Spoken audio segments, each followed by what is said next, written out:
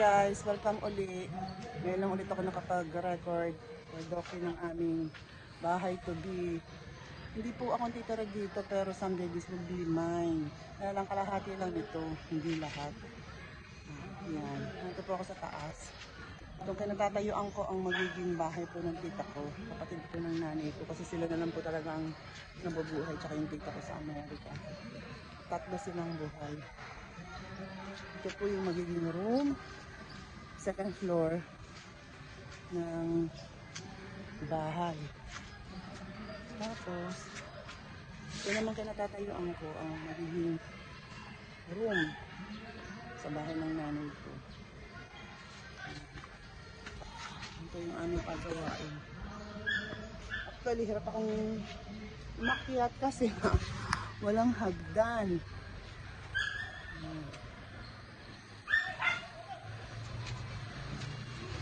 Ang bilis ba ng galaw ko? Masarap dito sa taas.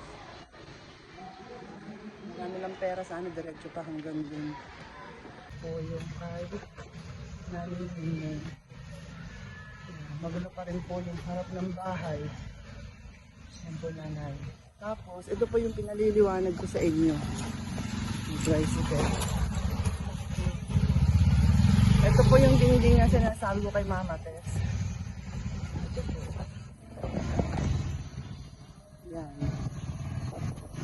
Na hindi pwedeng lagyan ng bintana kasi itong lugar na to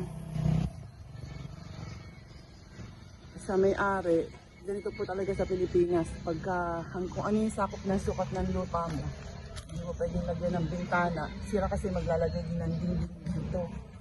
Eh, what if kung maglagay ka ng bintana, maglalagay sila ng dingding dito. Tatakpan, sayang lang. Ganito po talaga ang kalakaran sa Pilipinas.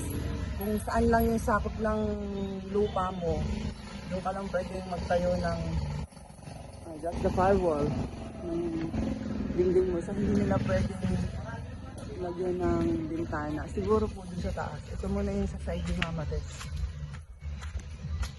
Pasok ako ha! Pasok ako! Ito po yung sa likod. Yan. Nakad ako sa likod. Hindi pa tapos. Ito pa yung CR. Yan yung magiging laundry area sa likod. Yung side ng kay Mama Tess. Yan. So ito yung firewall o dingding kay Mama Tess. Ito pong hinalakaran ko. Ito yung lote ng katabing bahay ni Mama Tess. Wait lang. Okay. Yan. Ito po yung kapitbahay, open area. Ayaw nilang maglagay ng bintana kay Mama Tess kasi nga sakop na nila itong lugar na to. Kung gusto ni Mama Tess na magkaroon ng bintana, itong dingding niya, usog niya rito, tapos maglagay siya ng bakod para magkaroon siya ng bintana kung gusto niya. Ay kaso, nakabit na eh. Yan. Tapos, yung sa nanay nining naman, pasok ako. Papaalam ako kasi mga private yung pinapasok ko eh. Yung sa nanay nining naman, na lugar, pasok ako. Ito yung sa may kapitbahay. Hindi pa tanggal yung mga yero. Ito yung sa side ng nanay nining. Hindi ko na pinasok. Ako maano. Yung sa likod. Ito yung sa nanay nining. Pagka papalitadahan na yan, nilinisin, tatanggalin itong mga yero nito. Hanggang doon sa likod. So ayan pa. Sa neighbor to. Ito yung open ano naman sa neighbor. Pwede maglagay ng bintana kasi itong lugar na to wala namang bumibili ng loting to at walang gustong kumuha kasi pa-L yung lupa. Kaya hindi pa makapagreklamo yung may-ari kahit maglagay ng bintana. Unlike dun sa kabila kay Marco. Pasok na ako sa bahay. Kanina pumunta ako dito. Hinahanap ko yung ladder, hagdan. Hindi ko mahanap. Kaya ang ginawa ko, umuwi muna ako, kinuha ko yung ladder namin. Okay. Pasok ako. Teka, dahan-dahan sumasabit yung katawan ko sa ano, alambre. So ito na po yung loob ng bahay ng nanay.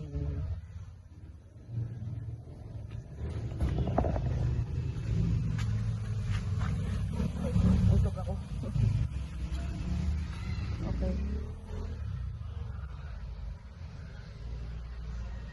Ito pa yung dingding ng dating bahay, hindi pa natatanggal. Unti-unti. Habang binubuo nila, they collapse the old building. Yan.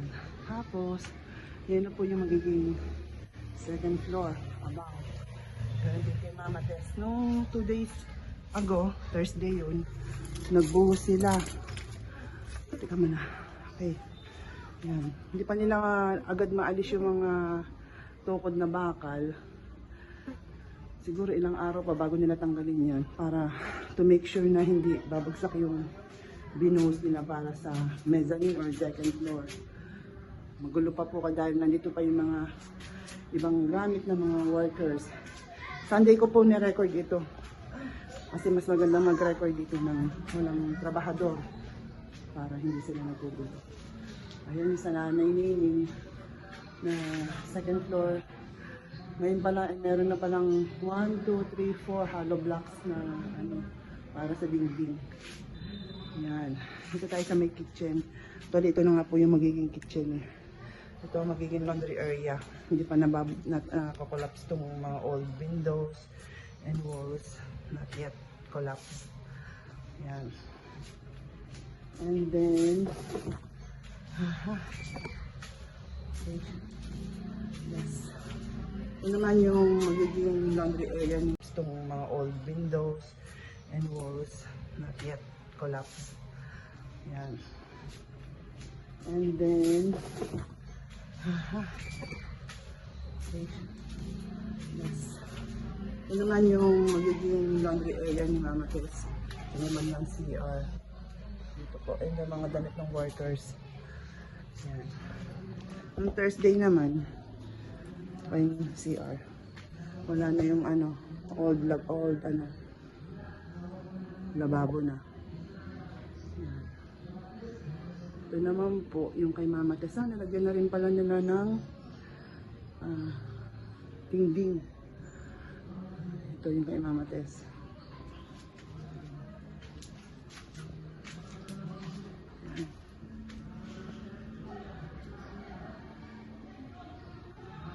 Yan.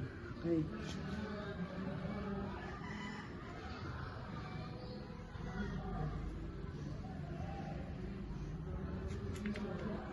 Tinanggal na nila yung kahoy na magiging pundasyon para sa magiging kwarto. Dito yung magiging kwarto eh.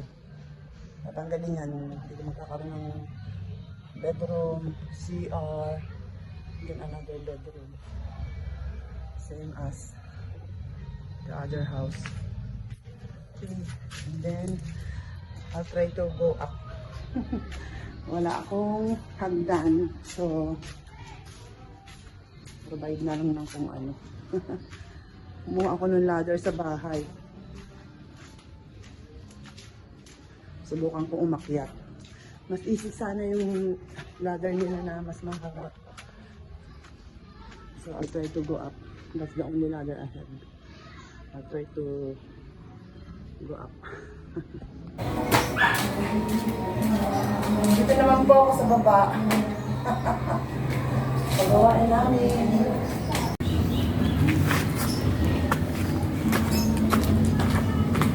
I'm here at the construction.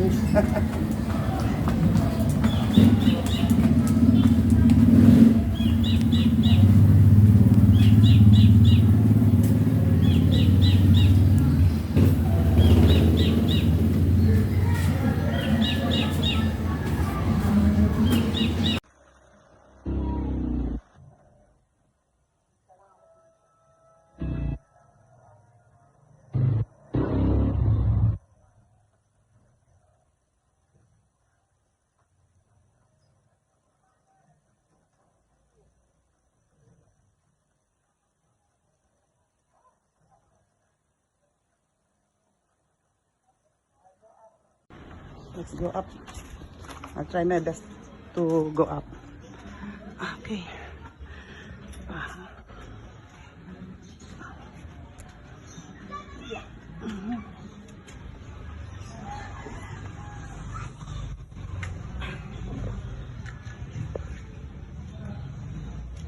Ito yung second floor. Wait. Ito. Tinatanong po ako.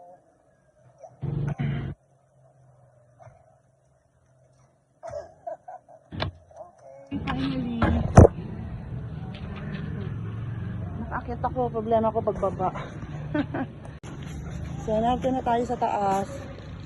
Dito po yung magiging stairs pababa. Na landing dyan. Stairs, then landing, and then go up here. And this is the top view. I'm on the top of the world. Yan.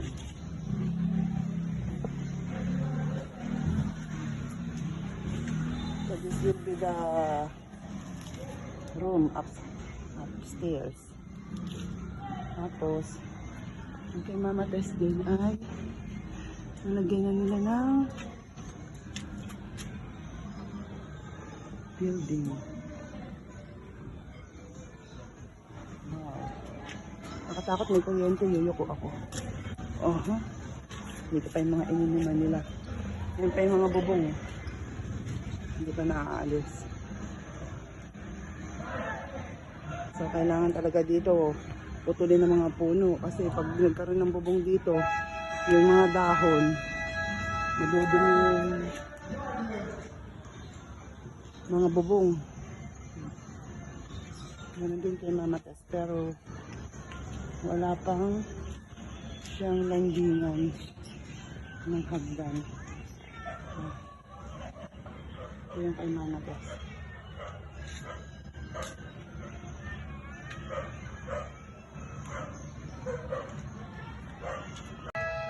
Ito na po yung magiging second floor.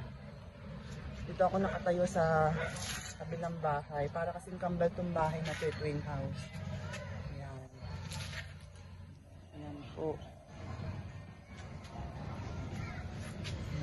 Samantala ito ang itsura niya. Marami pang dapat gawin.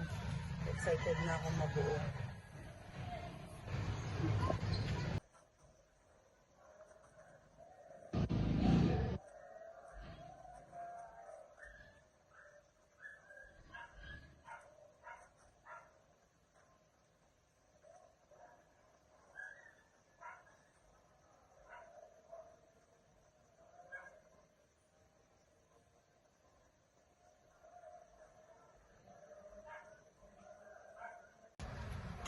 So ayan, nabuhusan na pala nila itong mga biga.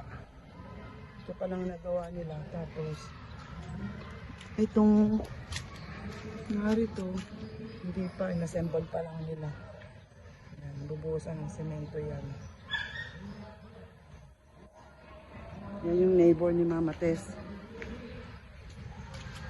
Hindi sila pumapayag ng palagay ng bintana, katulad ng kapitbahay. Ayun, ako nakikita niyo. Ayan. Ayun yung kapitbahay. May bintana yung mga dingding nila. Pero nagagalit yung may-ari ng lupa kasi sagad nga naman sa sukat yan. Kaya balang araw, pag nagpatayo yung may-ari ng bahay dyan, matatakpan niya mga bintana yan. Bali wala din. No choice. Sa baba ako. Baba na ako kasi nag-iisa ako rito sa taas. Problema ko ang pagbaba. Si Mingming, laging narito. Lang muna ang ating update sa bahay. So ano yung itsura dito, ganun din sa kabila. Hindi na ako lilipat, napapagod na ako. Please pray for us na matapos ng maayos at maganda po yung bahay. And the God's provision, pag-ingat sa mga worker, blessing, pang-blessing. Sa susunod uli. Thank you for watching.